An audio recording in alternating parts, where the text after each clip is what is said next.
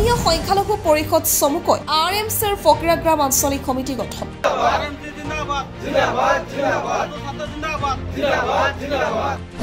আছাদুল ৰহমানৰ সভাপতি আৰু আছাদুল শেখক সম্পাদক হিচাপে নিৰ্বাচিত। আছে ধৰ্মীয় সংখ্যালঘু পৰিষদ চমুকৈ RMC কোকৰাঝাৰ জিলাৰ ফকিৰাগ্ৰাম থানাৰ অন্তৰ্গত ফকিৰাগ্ৰামৰ অফিচাৰ্ছ ক্লাবত ধৰ্মীয় সংখ্যালঘু পৰিষদ চমুকৈ RMCৰ কেন্দ্ৰীয় সভাপতি আব্দুছ সাত্তাৰ আহমেদৰ উপস্থিতিত এখন সভা আয়োজন কৰা হয়। উক্ত সভাত ধৰ্মীয় সংখ্যালঘু পৰিষদ চমুকৈ RMCৰ ফকিৰাগ্ৰাম আঞ্চলিক সমিতি গঠন কৰা হয়। আজিৰ সভাত ধৰ্মীয় সংখ্যালঘু পৰিষদ চমুকৈ RMCৰ আছাদুল ৰহমানৰ সভাপতি আৰু আছাদুল শেখক সম্পাদক হিচাপে 31জনীয়া আঞ্চলিক সমিতি গঠন কৰা হয়। উক্ত সভাত উপস্থিত থাকে কোকৰাঝাৰ সমিতিৰ সভাপতি জহিৰুল ইছলাম, সম্পাদক হাবিজুৰ ৰহমানকে ধৰি বিভিন্ন পদত থকা RMCৰ কৰ্মী আৰু ৰাইজ। RMCৰ কোকৰাঝাৰ জিলাৰ অন্তৰ্গত ফকিৰাগ্ৰাম আঞ্চলিক সমিতি গঠনাৰ্থে ফকিৰাগ্ৰামত অফিচাৰ্ছ ক্লাব প্ৰাংগণত আজি যি সভা অনুষ্ঠিত হৈ গ'ল, ইয়াত আছিনুৰ ৰহমান সভাপতি আৰু সাধাৰণ সম্পাদক হিচাপে আছিদুল শেখক লৈ 31জনীয়া এখন শক্তিশালী আঞ্চলিক কমিটি গঠন কৰা হ'ল। আৰু এইখন কমিটিৰ দ্বাৰাই এই অঞ্চলত থকা আমাৰ ধৰ্মীয় সংখ্যালঘু ৰাইজৰ যি সমস্যা, যি আৰ্থসামাজিক, ৰাজনৈতিক, শৈক্ষিক বিভিন্ন দিশত উন্নয়নৰ পৰা আৰম্ভ কৰি বিভিন্ন সমস্যাৰ আজি হকে কাম কৰি যাবলৈ আজি এখন কমিটি গঠন কৰি দিয়া হ'ল। আশা কৰিম এই কমিটিৰ জৰিয়তে এই অত্ৰ অঞ্চলৰ সংখ্যালঘু ৰাইজৰ হিতে তেওঁলোকে কাম কৰি যাব।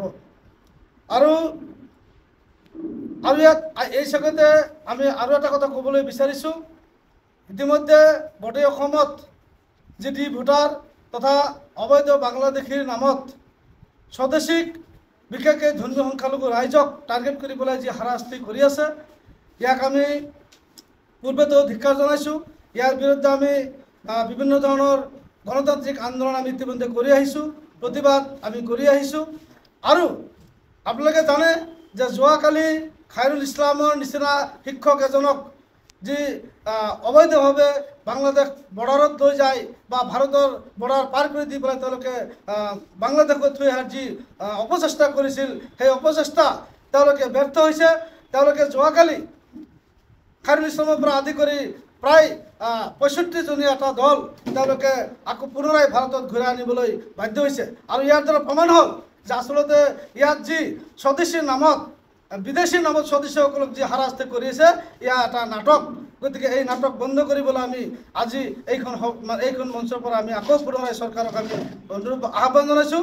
গতিকে অনাগত দিনত যাতে ভাৰতীয় নাগৰিকক বিশেষকৈ ধৰ্মীয় সংখ্যালঘু ৰাইজক যি টাৰ্গেট কৰি পেলাই হাৰাশাস্তি কৰি আছে, দৰিদ্ৰ শ্ৰেণীৰ লোকসকলক যেনেকৈ তেওঁলোকে টাৰ্গেট কৰি লৈ পেলাই হাৰাশাস্তি কৰি আছে, সেই হাৰাশাস্তি তেওঁলোকে বন্ধ কৰক। ভোটাৰৰ নামত তেওঁলোকে যি সমস্যা তেওঁলোকে উপস্থাপন কৰিছে গোটেই অসমত, সেই সমস্যা তেওঁলোকে বন্ধ কৰক।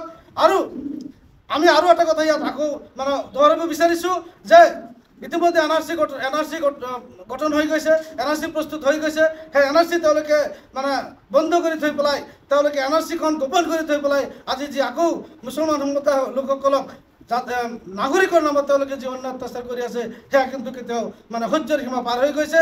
আমি কিমানবাৰ ভাৰতবৰ্ষৰ নাগৰিক হিচাপে আমি কিমানবাৰ পৰিচয় দিব লাগিব, কিমানবাৰ আমি তথ্যপাতি প্ৰমাণ দিব লাগিব, এয়া কিন্তু এটা ডাঙৰ কুৱেশ্যন আমাৰ মাজত উপস্থাপন হৈছে।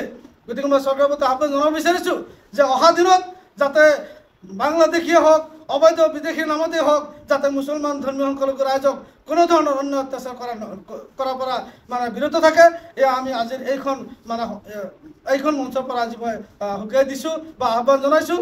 আৰু আপোনালোকে জানে যে এইখন ফকিৰাগ্ৰাম